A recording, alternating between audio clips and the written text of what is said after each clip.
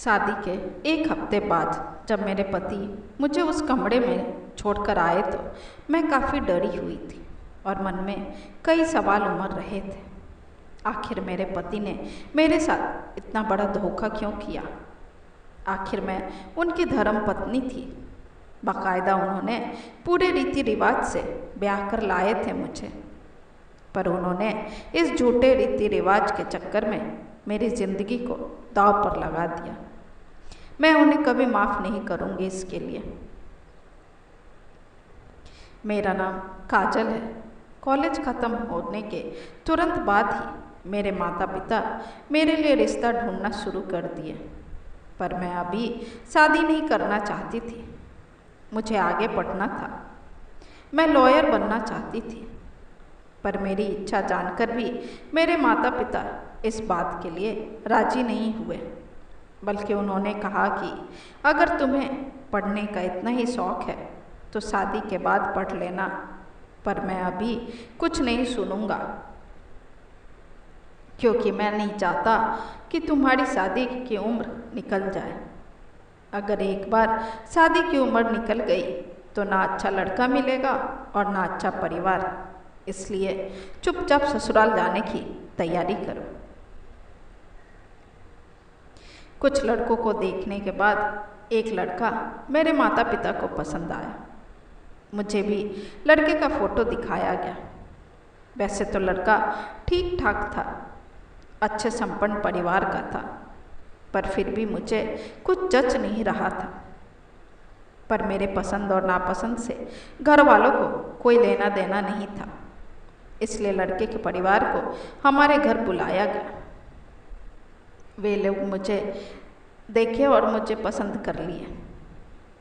मैं भी जब आमने सामने रोहित से मिली तो मैं भी इस रिश्ते से इनकार नहीं कर पाई, क्योंकि सामने से बात विचार जानने के बाद मेरा भी मत बदल गया था।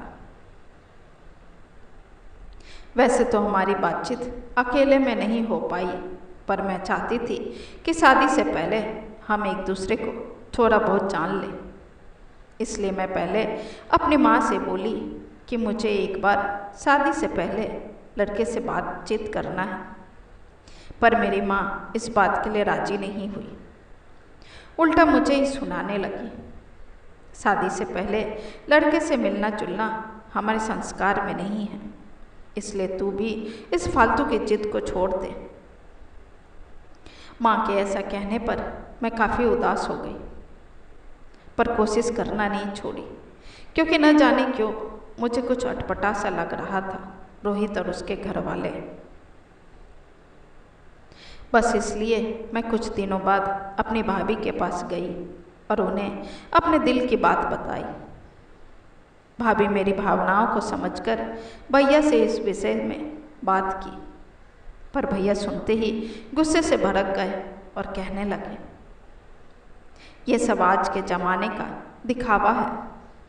अरे हमारे समय में ऐसा कहाँ कुछ था। हमारी शादी भी तो बिना एक दूसरे के मिलने जुलने और बातचीत के बिना ही हुई थी। फिर काजल को क्यों ये सब करना है?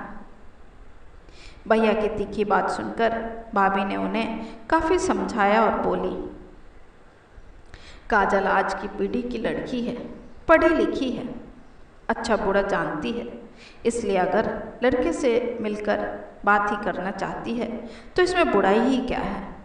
आखिर उसकी पूरी ज़िंदगी का सवाल है।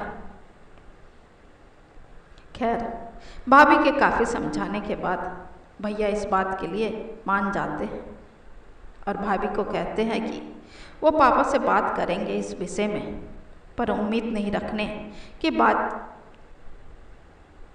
बातचीत होगी ही।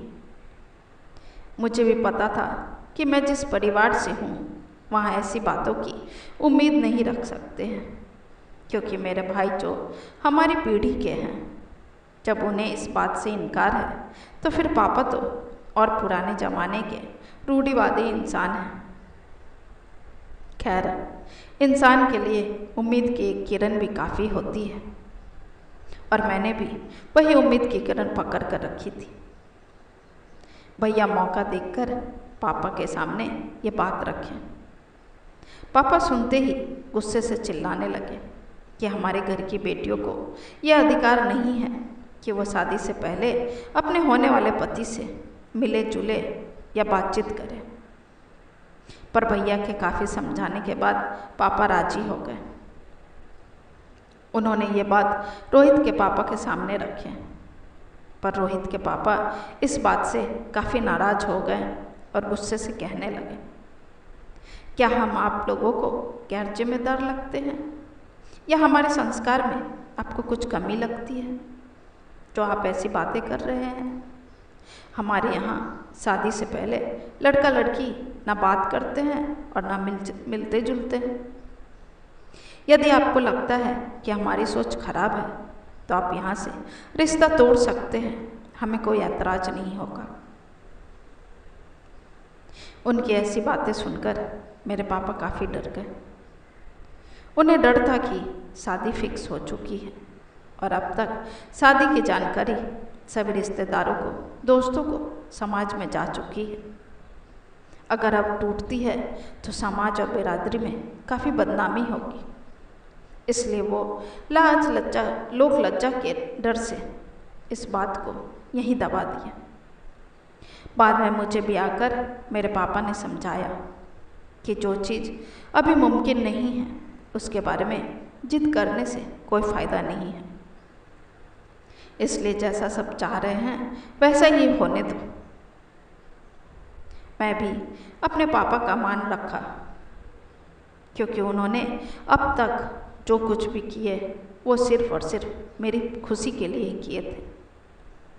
बस इसलिए मैं भी शांति से शादी का इंतज़ार करने लगी। आखिरकार वो दिन भी आ गया और मेरी शादी हो गई। विदा होकर मैं ससुराल चली आई।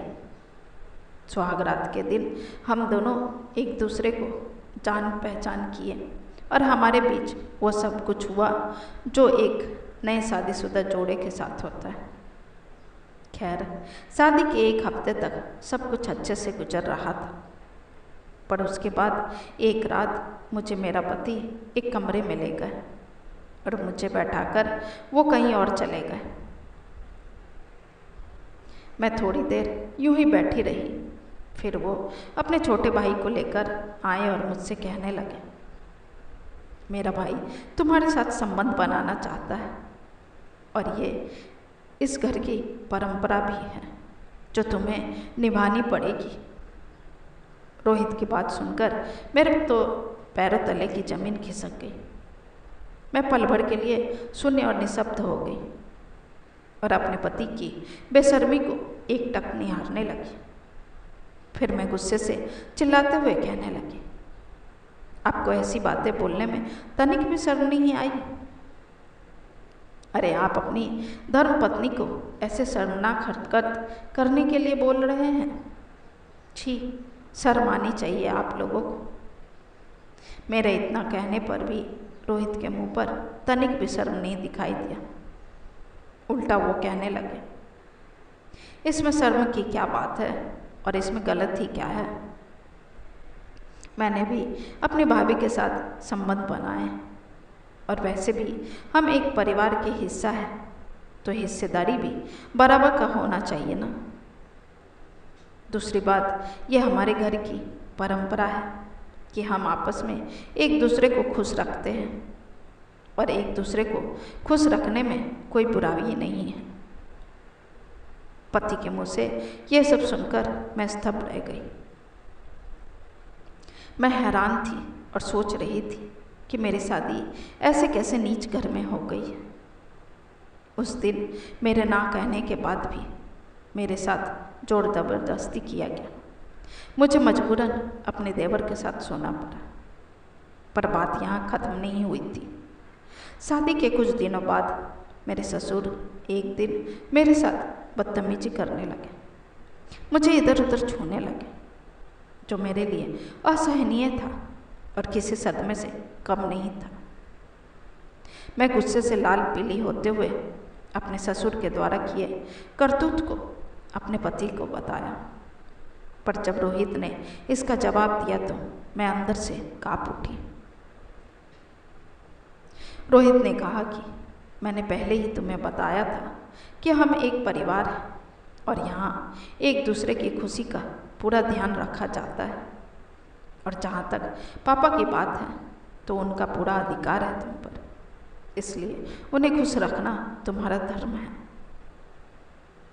मैं ये सब सुनकर तो पूरी तरह से हिल चुकी थी। मुझे ऐसा लग रहा था मानो मैं किसी कोटे पर ब्याह कर आई हूँ, इसलिए जिसकी जो मर्जी वो कर रहे हैं। अब मेरी सहन शक्ति समाप्त हो रही थी। इसलिए मैं चीखते हुए रोहित से बोली, क्या आपके घर में एक लड़की की इज्जत मान सम्मान आप लोगों के लिए कुछ मायने नहीं रखती? आप क्या चाहते हैं? मैं आपके साथ भी, आपके भाई के साथ भी और आपके पापा के साथ भी ये सब करूं, जो मुझे कतई मंजूर नहीं है। मैं मर जाऊंगी पर अपनी इज्जत के साथ खिलवाड़ नहीं होने दूंगी। आज तक मैं चुप थी पर अब नहीं। ऐसा कहकर मैं अपनी सासू माँ और जेठानी के पास गई और अपनी पूरी पीड़ा को बताया। मेरे मुंह से ये सब सुनकर सासू माँ और जेठानी जी बिल्कुल शांत हो गई और पीड़ा की अग्नि में जलते मन के साथ कहती है, जैसा तुम्हारा पति कहता है वैसा ही करो बहू, क्योंकि हम औरतों के पैरों में इन मर्दों ने दास्ता की मोटी जंजीर बांध रखी है, जिसे हम चाहकर भी तोड़ नहीं पाएंगे। ऐसा कहते कहते सासू माँ और जेठानी जी की आंखें नम हो गई। फिर जेठानी जी ने बताया कि यह परिवार पारिवारिक संबंध में भरोसा करता है, जिसमें कोई भी किसी के साथ भी संबंध बना सकता है और किसी को भी कोई ऐतराज भी नहीं होगा। इतना सब सुनने के बाद मैं जैसे काट सी जम गई थी। मेरे साथ बहुत बड़ा धोखा हुआ था। मेरे लिए ये सब सहन कर पाना असंभव था। मैं सोच सोच कर परेशान थी कि ऐसा भला किसी भी परिवार में कैसे हो सकता है। ये गलत है, ये समाज, संस्कृति, संस्कार के विरुद्ध है। इसलिए मैं फिर से रोहित को कहने गई, ये सब मैं नहीं कर सकती क्योंकि मैं इसके विरुद्ध हूँ और ये मेरे संस्कार के खिलाफ है। यदि ऐसी घटिया सोच थी आपके परिवार की तो मुझे शादी से पहले ही बता दिया होता, ताकि मेरी जिंदगी नर्क नहीं बनती। मेरी बात सुनकर रोहित ने कहा, अब हाथ पैर मारने से कोई फायदा नहीं होगा, क्योंकि तुम अब इस घर की बहू हो और तुम्हें इस घर की परंपरा निभानी ही पड़ेगी, जैसा बड़ी भाभी निभाती आई है। इसलिए आज के बाद मैं इस बात पर कोई बहस नहीं करना चाहता और मुझे उम्मीद है कि तुम भी इस घर की अन्य बहुओं की तरह अपनी जिम्मेदारियों को बखूबी निभाओगी। ऐसा कहकर रोहित तो चला गया, पर मेरे अंदर का आक्रोश उफन रहा था। मैं किसी भी हाल में अपनी इज्जत आबरू के साथ समझौता नहीं कर सकती थी। इसलिए मैंने अपने पापा को फ़ोन की और उनसे विनती की कि मुझे अब इस घर में एक पल भी नहीं रहना। बिना कारण जाने मेरे पापा मुझसे कहने लगे, अभी अभी तो शादी हुई है और तुम घर छोड़ने की बात कर रही हो। फिर उन्होंने कहा, नए घर में नए रिश्ते संभालने में थोड़ा वक्त लगता है और खुद को उनके अनुरूप एडजस्ट भी करना पड़ता है। पर पापा की बात सुनकर मैं फिर से उन्हें कहने लगी, अगर आपने मुझे यहाँ से नहीं निकाला तो आप लोग मेरा मरा हुआ मुंह देखेंगे। ऐसा कहकर मैं रोने लगी। मुझे रोते सुनकर और मरने की बात सुनकर पापा थोड़ा घबरा गए। वो तुरंत भैया से मेरी बात कराए। भैया भी मुझे समझाने लगे, पर मैं समझना नहीं चाहती थी। इसलिए भैया को बोली, आप सीधा मेरे ससुराल आ जाए और मुझे यहाँ से लिवा जाए, क्योंकि मैं ऐसी बातें अपने भाई और पापा को फ़ोन पर नहीं बता सकती थी। वो कभी भी मेरी ऐसी बातों पर यकीन नहीं करते, इसलिए मैं भाभी को दो टूक बात बोली। भाभी, मेरी इज्जत खतरे में है और सिर्फ आप ही हैं मेरे दर्द को समझ सकती हैं और मुझे यहाँ से बाहर निकाल सकती है। भाभी को कहीं ना कहीं मेरे दर्द का एहसास हो गया था, इसलिए वो एक दिन मेरे ससुराल फ़ोन की और मेरे ससुर जी से बोली, काजल को एक दिन के लिए भी मेरे यहाँ भेज दे, क्योंकि मेरी सासू माँ की तबीयत बहुत ख़राब है और वो अपनी बेटी से मिलना चाहती है। शुरू शुरू में मेरे ससुराल वाले को मेरी भाभी का ऐसे फ़ोन करना ढोंग लग रहा था, पर बार बार भाभी का फ़ोन आने से उन लोगों को थोड़ा सही लगने लगा था और इसलिए वे लोग रोहित के साथ भेजने को तैयार हो गए।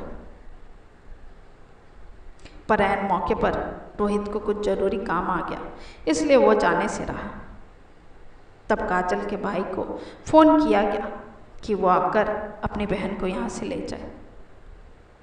ठीक समय पर भैया आ गए और जैसे ही मैं वहाँ से निकलने लगी, उसी समय मेरा पति और मेरे ससुर जी मुझे धमकी भरे लहजे में कहने लगे, चाहे कुछ भी हो जाए तुम वहाँ नहीं रुकोगी, जितना जल्दी हो सके अपने मायके से लौट आना, और हाँ, घर की बात भूल कर भी किसी के सामने मत कहना, वरना इसका अंजाम अच्छा नहीं होगा।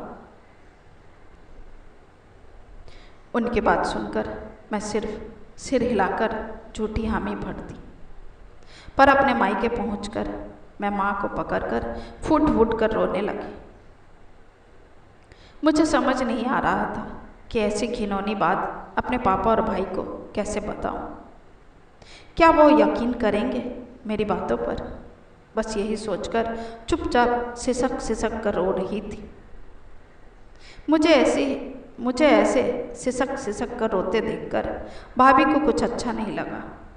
वो आकर मुझे सीने से लगा ली और मेरे अंदर छुपे दर्द का कारण पूछने लगी।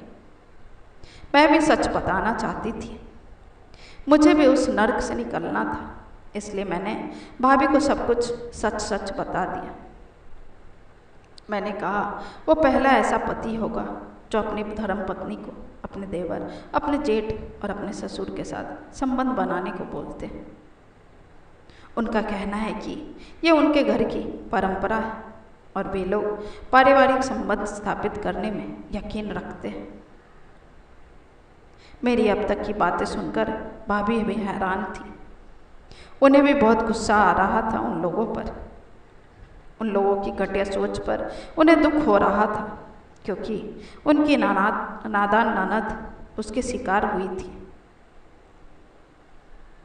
उन्होंने मुझे भरोसा दिलाया कि अब कुछ भी हो जाए वो मुझे वापस उस घर में जाने नहीं देगी। वो तुरंत भैया को मेरी आप बीती सुनाई तो उन्हें इस पर यकीन नहीं हुआ, पर फिर चेहरे पर झलकते दर्द को देखकर वो आग बबूला हो गए। वो तुरंत पापा को सारी बातें बताएं। पापा भी ये सब सुनकर गुस्से से लाल पीले हो गए।